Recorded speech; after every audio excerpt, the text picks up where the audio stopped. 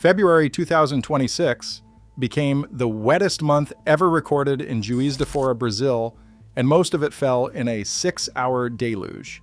72 people dead, 10,000 forced from their homes. The Paraíba River tore through the city, and at least 20 landslides swept entire neighborhoods off the hillsides in a single night. 40 kilometers away, the university campus in Uba flooded so completely that students lost their books, their lab equipment, and the entire contents of the library before anyone could reach them.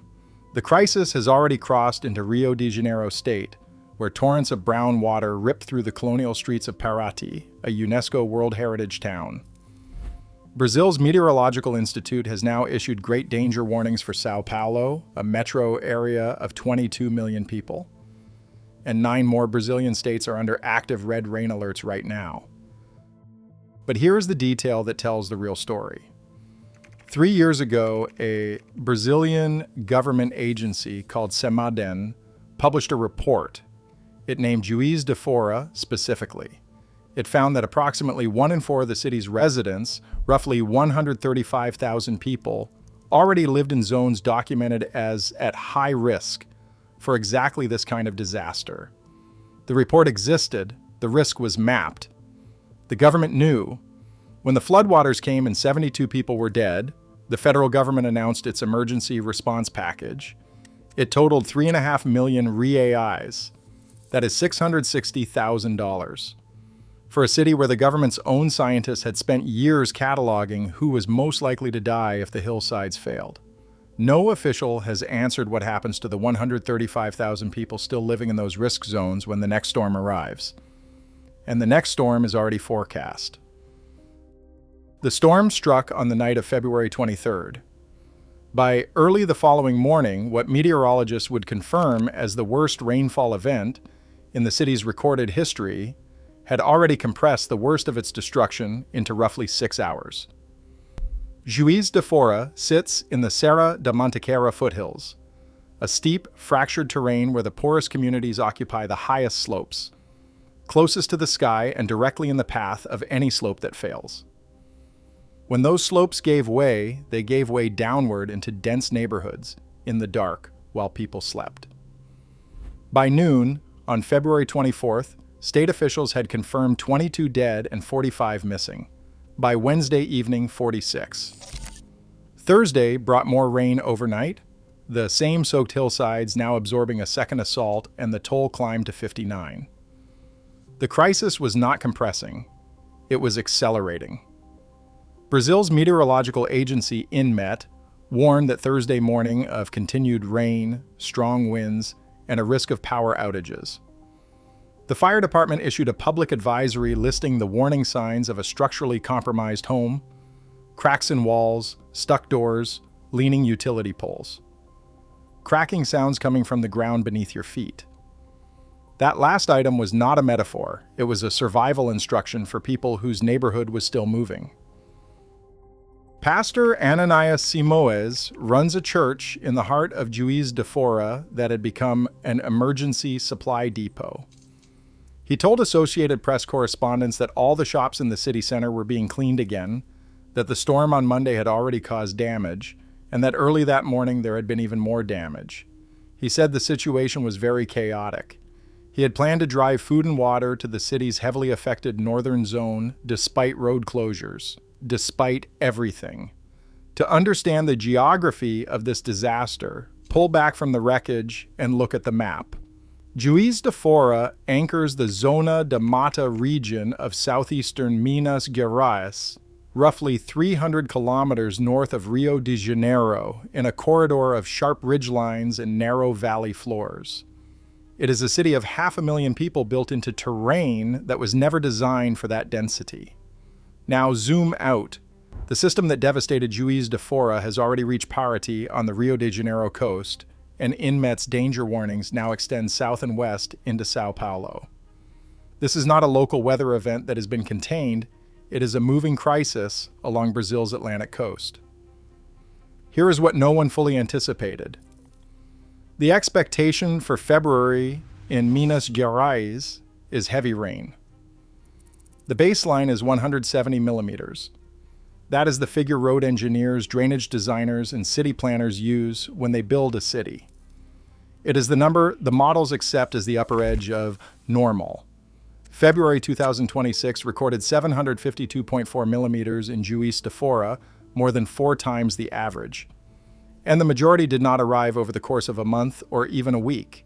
It concentrated into approximately 6 hours of overnight darkness, faster than any drainage system on Earth is built to handle, faster than any warning system can realistically relay to a hillside community after midnight. But that was only half of what is now bearing down on the region. As floodwaters recede from the streets and interiors of Juiz de Fora and Uba, they leave behind contaminated mud, and with it, the conditions for a second disaster. Leptospirosis is a waterborne bacterial disease spread through contact with water or soil contaminated by animal urine. Floods displace rodents. Rodents contaminate standing water. People cleaning their homes and businesses wade through it barefoot. After the 2024 Rio Grande do Sul floods that killed 185 people in southern Brazil, confirmed leptospirosis cases in that state rose 6-fold within 3 months. 30 people died from the disease on top of the flood toll.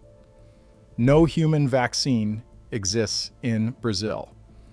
The Minas Gerais State Health Secretariat has already issued a formal epidemiological alert. What that alert means in practical terms is that the death count of 72 may not be the final number. Natalie Unterstel, the founder of the Talanoa Institute, a Brazilian climate policy organization, told reporters this week, "We don't know when heavy rains will occur, but we know that they will. Climate adaptation needs to be a priority. It is not about reacting to a situation, but about investing in infrastructure to avoid deaths." Here is the toll, stripped to its core: 72 confirmed dead, 10,000 displaced, 253 rendered permanently homeless, 20 landslides in Juiz de Fora alone. The Pamba River in Cataguases rose more than 1 meter in hours. In Uba's city center, floodwater reached nearly 2 meters inside commercial storefronts before it stopped rising. That is above the head of a standing adult. The place where the human scale becomes undeniable is a hillside street in a neighborhood called Parque Bournier, on Juiz de Fora's northern edge. On the night of February 23rd, a single landslide swept down that street and destroyed more than a dozen homes while residents slept. 9 people were pulled from the rubble alive, not by a professional rescue team with equipment, but by neighbors who organized themselves in the dark and worked with their hands, without waiting for anyone to tell them to start. They saved 9. They could not save everyone. Josiane Aparecida, a 43-year-old cook, told AFP, "Our family is desperate." Her aunt and cousin both died in a landslide.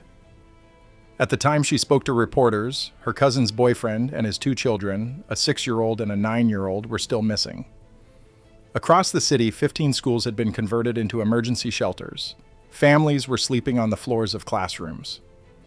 By Saturday, Greenpeace Brazil issued a public statement. Avoiding tragedies like the ones currently happening in cities in Minas Gerais and other states needs to be a priority. Disasters are also the result of political choices. The question that follows from that statement has not been answered. What comes next depends on whether the ground holds. GDACS, the European Commission's global disaster monitoring system, confirmed as of March 2nd that moderate rainfall was still forecast across the affected region for the following 48 hours. Soils that absorb 4 times their normal monthly volume in a single month have almost no infiltration capacity remaining.